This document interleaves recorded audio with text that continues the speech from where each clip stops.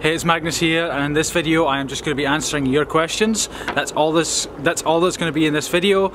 So if that's not your thing, no problem, check out tomorrow. Around a week ago I asked you to just ask questions in the comments, and you did. I got hundreds of them. I've done a part 1 a few days ago. This is part 2, and I'm just going to finish off answering the questions, or carry on answering the questions on sort of where I got to, because I ran out of time. I did about 40 minutes, 30 or 40 minutes, and I ran out of time. So we'll keep going from where we left off. Oh, we got quite far through them. Where are we? It's 26 pages. Not quite halfway, but we'll see how far we can get now. Again, any questions that have been asked before I just skip over, and so just try and do the new ones, the interesting ones. When did you learn how to make all this stuff with the machines? With the water jet cutter, only in the last sort of couple of years, and even then it's just simple cutting. The CNC machining mostly gets done by my machinist. I'm starting to learn CNC milling just now, but I've only been doing it a few weeks, or like 6 weeks on and off. Where are you from / living? Oh, I covered that one. Can you SU to my YT? Can you something to my YouTube and shout me out? I'm sued and hi everyone. No. No. Can you make titanium phone cases? I can do, and it's one of the things I'd like to do. Are you really going to answer all questions? Yes. And what's your job? My business, Kojin Industries, making titanium stuff, is my job. It's my business, so I don't really have a job, but that's what I do. What was your childhood like? Probably pretty average, I would imagine.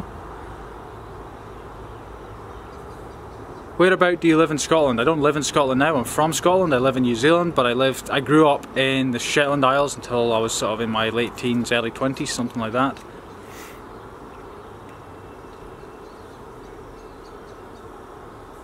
What do you do with the excess titanium cuttings after you're done milling? So far nothing. I've not generated enough of them, but I'll probably give them to my machinist and he'll sell them for scrap, like he does with all his sort of cuttings. It's called swarf, by the way. I learned that. SWARF, I think. Which quote do you like the most? It's tough. I do have a few favourites though. Probably Henry Ford's one is one that sticks out. You know, like, opportunity is missed by most people because it is dressed in overalls and looks like work. That is phenomenal. Actually, that might have been Thomas Edison, not Henry Ford. Whoever it was good. Hey Magnus, what is your favourite thing you have ever made from titanium? Truthfully, I really don't get attached to my products. I'm completely 110% in them. You know, like when I'm designing them, it's like it's my entire life and everything sort of falls by the wayside. But once it's designed to as good as I can make it, or design it, and then it's made, I'm on to the next thing. I really am. So my favourite thing is the thing I'm currently working on, but once it's done I sort of toss it aside. In a good way, of course, like just so I can focus on the next thing. Do you think you will ever start making gadgets with other metals than titanium? Yes, tungsten spinner most likely. And the other thing is, I've got something I'd like to make with aluminium soon, because titanium just really doesn't make sense for a whole load of reasons. But I don't want to say what that particular project is, because I think it's quite original and should be launching in the next few months. Hey Magnus, where do you get all of your quotes from? Some I remember, but most I just sort of find and look around and sort of online and other resources, things like that.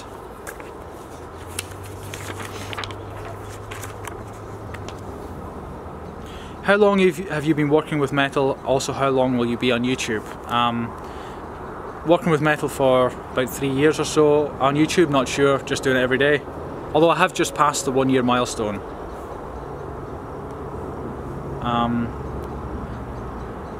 You're teasing me again with that yo-yo, with that bloody yo-yo. Honestly, Magnus, you know how I feel on the subject. But the question in there was in the first word was seriously ? That's actually Lucas Hipkins, who I know. Yeah, titanium yo-yo will be happening at some point.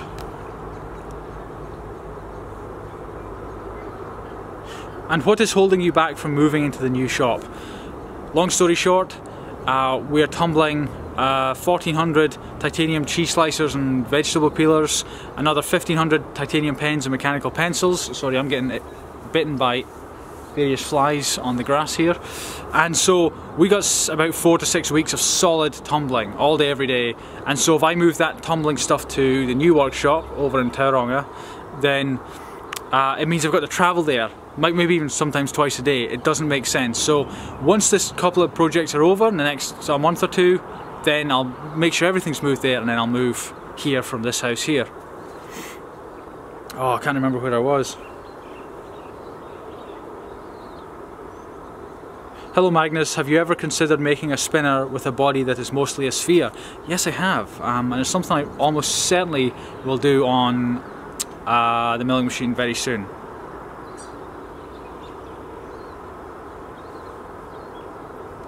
Where did your hair go, and will you marry me? I shaved my hair off. Will you marry me? No, not least because your name is Ronnie Hatting. I don't think I'd marry a guy. I don't think I'd even marry a woman. I don't think I'm the marrying type.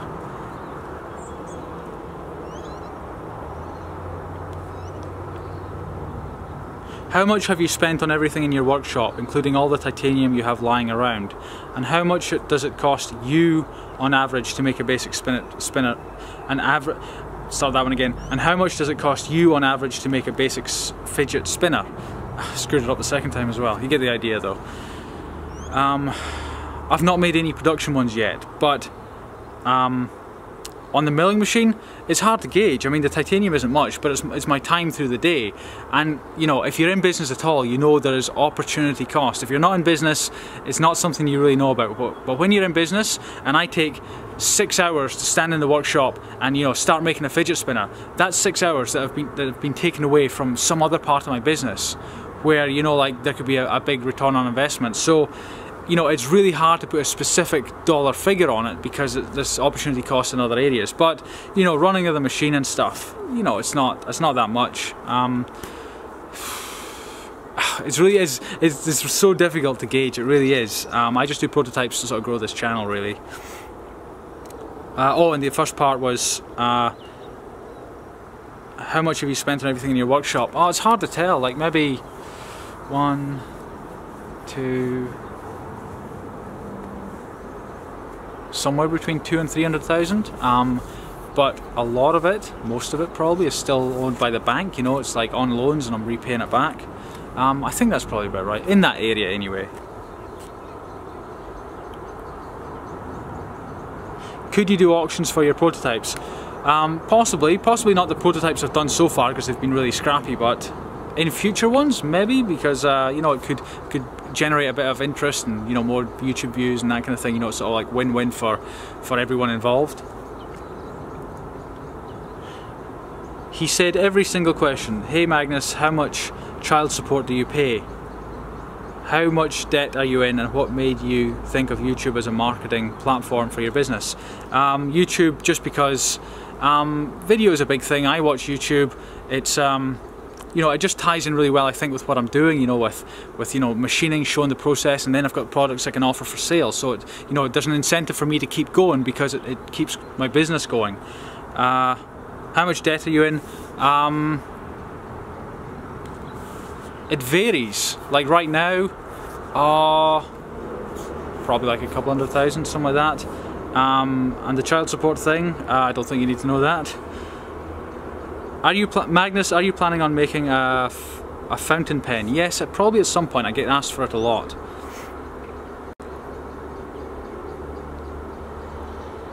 Do you support the Applepie Foundation and what they do to stop that boy?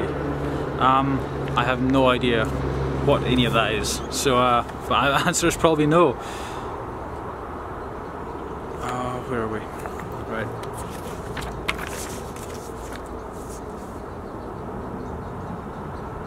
Have you ever considered to make a titanium fleshlight? Definitely not. Does your mom know you're gay? I wouldn't have thought so, considering I'm not. It's funny, like you'd think like you can ask me anything. You know, I've done well over $1 million in Kickstarter crowdfunding. You know, I've got a fairly successful business, and you know, I can answer anything. Like, you kind of wonder why people waste such like pointless questions. I mean, obviously they're not my target audience. How old are you and do you have a wife? I think I answered that in the last session of question answering, but I'm 34 and no, I don't have a wife. You must have made over 50 prototype spinners on screen that you could have sold for $100 US each or more. They might not be up to your usual standard for sale, but people would be queuing up to buy them. How the hell can you afford to just write off 5,000 or more? Are you concerned at all about the resources you're wasting just endlessly? And sorry, it goes on a bit, but I didn't click the read more thing before I printed this, so I missed it. But no, I couldn't have sold any of those prototypes because I wouldn't sell something that wasn't up to the standard. None of them were up to the standard. It was just water jet cut, they all had wobbles, they were hand ground, not the kind of thing I would sell. So yeah, it's kind of the rest of the question's kind of nullified because I can't sell them. Can you please show us the conception process, and then in brackets geometry, and programming you do in order to make spinners? I will soon. I think I've showed some of that to people on the launch list. I've got a list that you can sign up to. I'll put a link in the description if I remember. If not, just check out some of my other spinner videos. There's always a link in the description, and you can sign up to my sort of pre-order list. So if you sign up to that, then I think you'll see some behind the scenes stuff. Also, why do you sometimes use titanium cylinders to make rectangle shapes? Wouldn't it be easier and probably cheaper to buy them directly, like how wood is sold in 2x2? It's actually not. It's just as cheap to start with round bar, and in fact I think it's actually cheaper. It's just the way, you know, like way more round bar is made than square, and it's just the economics. And so I start with it just because it's what I've got on hand already. I don't have any square bars, so you know, you work with what you've got. What is your religion? None. I don't believe in any gods whatsoever. What is your favourite song artist? I really don't have one. I'm not a big music guy. I just sort of like what I like, whatever random is kind of on. Would you be interested in a collab between channels? Yeah, possibly. The truth, why I'm kind of hesitant is I just really struggle for the time right now. I mean, I'm struggling to do my own videos, and as you can see, the sun's going down. I've been over in the new workshop and a little bit today and doing a bunch of other stuff. I've got my son for the week. I really just struggle for time every day. Have you seen the products and their prices produced by TI-EDC? No, I've not. How will your spinners be better? I've never seen them, but so I can't really comment on how they'll be better. Under $50 US for a nicely finished chunky titanium tri-spinner with premium ceramic bearing giving a 6-minute spin. Bar spinners cheaper still. Do you really think you can compete with opposition like this in the market?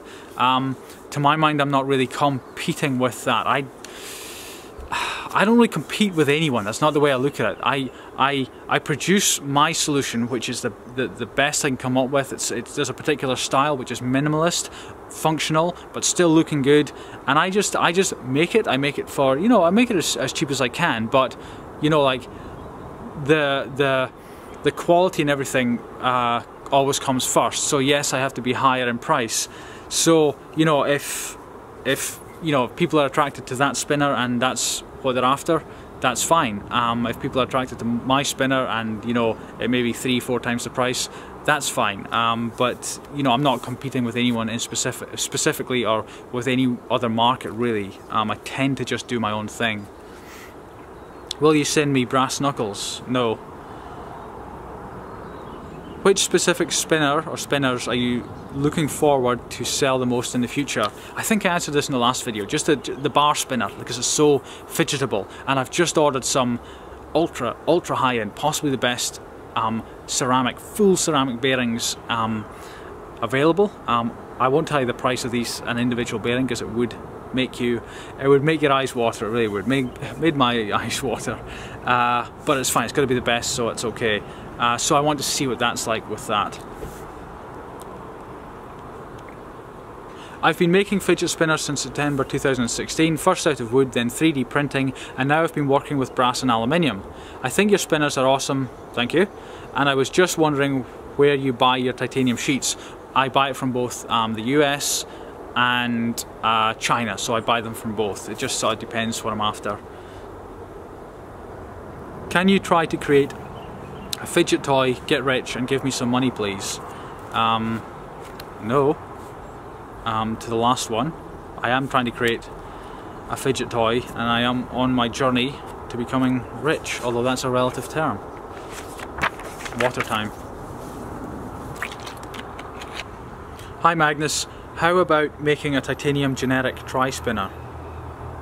I really like the design but want high quality built. Looking forward to it, thanks. By generic, I mean, you just mean a general shape? Yeah, I mean, I will be coming up with a tri-spinner at some point. I'm not sure if that answered your question.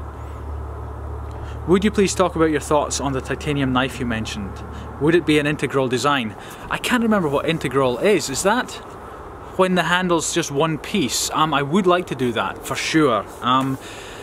It's still a bit in the open, I just need to prototype a lot. I just know that the titaniums will of course be, the handles or scales as they call it, you know, it'll all be titanium. The steel will be a really high quality steel.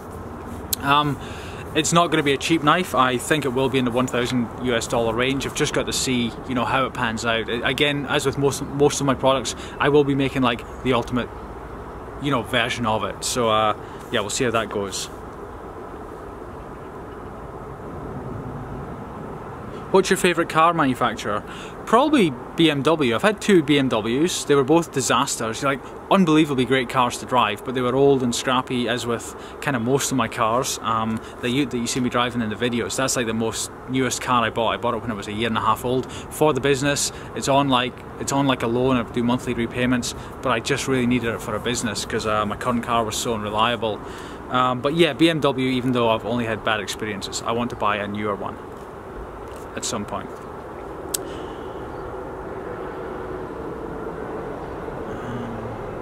Can you send me a fidget spinner? Really want one.